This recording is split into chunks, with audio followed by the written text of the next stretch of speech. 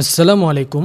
বাংলাদেশ থেকে মালয়েশিয়া যাওয়ার জন্য যারা দীর্ঘ সময় ধরে অপেক্ষা করছেন তাদের জন্য নিয়ে এলাম সব থেকে বড় ব্রেকিং নিউজ। মালয়েশিয়ার শ্রমবাজার আবারও বাংলাদেশিদের জন্য পুরোদমে খোলার সবুজ সংকেত পাওয়া গেছে। আজ 9 এপ্রিল 2026 মালয়েশিয়ার পুত্রজয়ী দুই দেশের উচ্চ পর্যায়ের এক ঐতিহাসিক বৈঠক অনুষ্ঠিত হয়েছে। মালয়েশিয়ার শ্রমবাজার কবে খুলছে, মালয়েশিয়া কলিং ভিসা কি চালু হয়ে গেছে, খরচ কমবে নাকি বাড়বে, আর কারা আগে যেতে পারবেন, এই সব কিছু থাকছে আজকের ভিডিওতে। তাই ভিডিওটি না টেনে শেষ পর্যন্ত দেখতে থাকুন। যারা চ্যানেলে নতুন এখনই সাবস্ক্রাইব করে ফেলুন, যারা ইতিমধ্যে সাবস্ক্রাইব করেছেন তাদেরকে অসংখ্য ধন্যবাদ। ভিডিওটিতে একটি লাইক দিয়ে চলন শুরু করা যাক। গতকাল বুধবার মালয়েশিয়া সফরে গেছেন প্রবাসী কল্যাণ ও বৈদেশিক কর্মসংস্থান মন্ত্রী আরিফুল হক চৌধুরী এবং প্রধানমন্ত্রীর উপদেষ্টা মাহদি আমিন। আজ বৃহস্পতিবার তারা মালয়েশিয়ার প্রধানমন্ত্রী আনোয়ার ইব্রাহিমের সঙ্গে বিশেষ বৈঠক করেছেন। মালয়েশিয়া সরকার তাদের বিভিন্ন খাতের চাহিদা অনুযায়ী বাংলাদেশ থেকে দ্রুত কর্মী নিতে রাজি হয়েছে।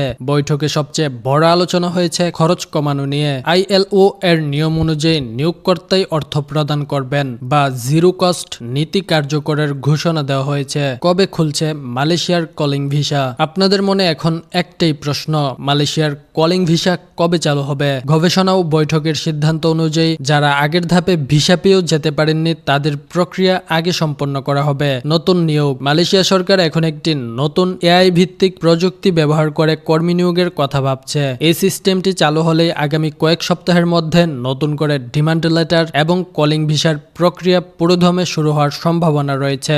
বৈঠকে উভয় দেশ এই প্রক্রিয়াকে ত্বরান্বিত করতে সম্মত হয়েছে, অর্থাৎ খুব শীঘ্রই বাংলাদেশ থেকে যারা মালয়েশিয়ার ভিসার জন্য দীর্ঘ অপেক্ষা করছেন তারা খুশির খবর পেতে যাচ্ছেন। এবার মালয়েশিয়া যাওয়া অনেক স্বচ্ছ হতে যাচ্ছে। তারা এবার টেকনোলজি ড্রিভেন নিয়োগ ব্যবস্থা চালু করছে। এর ফলে মাঝখানে কোনো দালাল বা মধ্যস্থতাকারী থাকবে না। নিয়োগকর্তারা সরাসরি কর্মী বাছাই করতে পারবেন। সরাসরি এআই সিস্টেমের মাধ্যমে মনিটর করা হবে যাতে সাধারণ কর্মীকে লাখ লাখ টাকা দালালের হাতে দিতে না হয়। তবে আপনাদেরকে সাবধান থাকতে হবে। বাজার খোলার খবর আসতেই একদল দালাল চক্র আবারও সক্রিয় হয়ে উঠেছে। মনে রাখবেন, কলিং ভিসা বা ডিমান্ড লেটার অফিসিয়ালি আসার আগে কাউকে অগ্রিম টাকা দেবেন না। সরকারের প্রবাসী কল্যাণ মন্ত্রণালয় বা মালয়েশিয়ান হাই কমিশনের ওয়েবসাইট ছাড়া অন্য কোনো ব্যক্তিগত কথাই বিশ্বাস করবেন না। এআই সিস্টেম চালু হলে ব্যক্তিগত ইন্টারভিউ ছাড়া এখন আর আগের মতো ভুয়া গ্রুপ ভিসা হওয়ার সুযোগ কম, তাই ইন্টারভিউয়ের প্রস্তুতি নিন।